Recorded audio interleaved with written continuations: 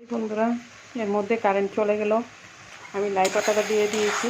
লাই পাতাটার মধ্যে আগে তো আপনাদের বলেছি যে আমি লাই পাতাটা পেস্ট করে নিয়েছিলাম। তার মধ্যে প্রথমে দিয়েছি কড়াইয়ের মধ্যে একটু তেল, একটু সামান্য পরিমাণ তেল। দেখুন, বেশি তেল দিলে ভালো লাগবে না। একটু তেল দিলাম, তার মধ্যে দিয়ে দিলাম পেঁয়াজ কুচি, তারপর দিয়ে দিলাম রসুন, তারপর দিয়ে দিলাম শিডল। নেড়ে চেড়ে একটু লাল হয়ে গেছে পরে তারপর আমি দিয়ে দিলাম লাই পাতা বাটাটা। এখন মোটামুটি হয়ে গেছে। শুকনো শুকনো করে বাটাটা খেতে ভালো লাগে বেশি, গরম ভাত দিয়ে। আর এটা হলে আর কিছু লাগে না। আপনারা চাইলে কাঁচামরিচ এমনিও দিতে পারেন, নাও দিতে পারেন। আমি তো পেস্টের মধ্যে দিয়ে দিয়েছি, পেস্ট করার সময় কাঁচামরিচটা দিয়ে দিয়েছি। লবণটা দেবেন না, লবণটা পরে দেবেন, তাহলে লবণটা বেশি হয়ে যাবে। যখন আমি কড়াইতে লাই পাতা দিয়েছি তখন তার মধ্যে হলুদও দিয়ে দিয়েছি, লবণ দিয়ে দিয়েছি।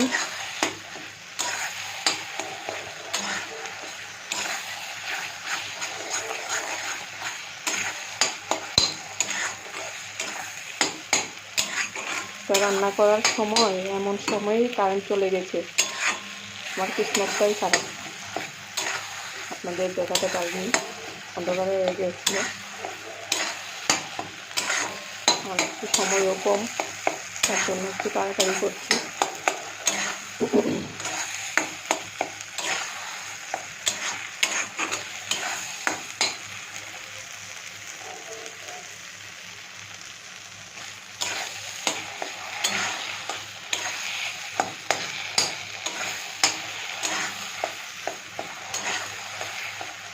দেখছেন বিভিন্ন টান ধরেছে, একদম শুকনো শুকনো হয়ে যাবে।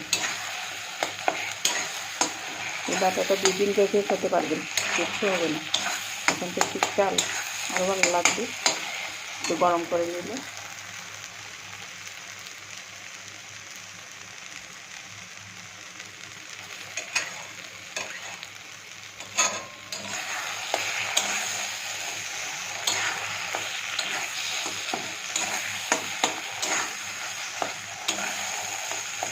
আমার হাজবেন্ড তো বাইরে থাকে, ফেব্রুয়ারি মাসে আসবে, তারপর ওকেও খাওয়াবো। ও একটু বর্ষা টর্ষা একটু ভালোবাসে, চিতল চাটনি, লাই পাতা বাটা এসব খেতে একটু পছন্দ করে।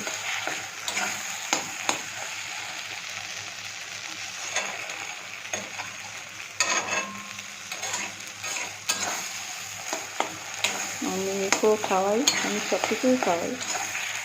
মেয়ে এখন 3 বছর।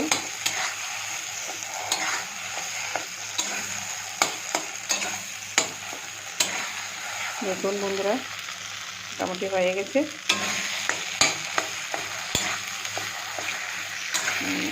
একটু শুকনো করে নেব।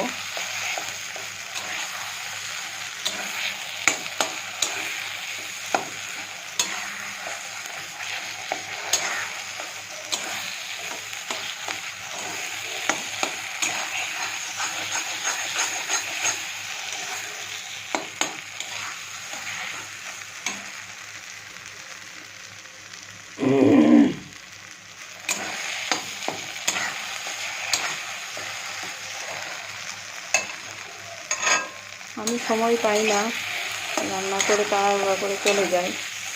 যা একটু এখন রান্না করেছি, যা ফার্স্ট রান্না করেছি, মনে হয় ভালোই লাগবে। শীতল দিয়ে করেছি। অন্য কেউ আপনারা চাইলে শীতল দিতেও পারেন, নাও দিতে পারেন। আমি শীতল দিয়ে খেতে একটু ভালোবাসি আর কি, তাই রান্না করে দিলাম। আপনারা পেঁয়াজ রসুন এটা দিয়েও করতে পারবেন। চাইলে 5 ফোড়ন সম্বার দিয়ে, নিরামিষ খেলে 5 ফোড়ন সম্বার দিয়েও খেতে পারবেন। পেঁয়াজ দেওয়ার দরকার নেই, শুকনো লঙ্কা দিয়ে দেবেন তেলের মধ্যে।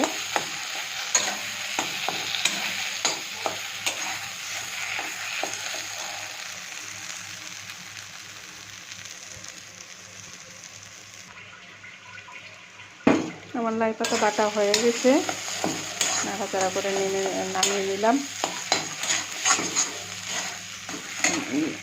বাটিতে নামিয়ে নিচ্ছি।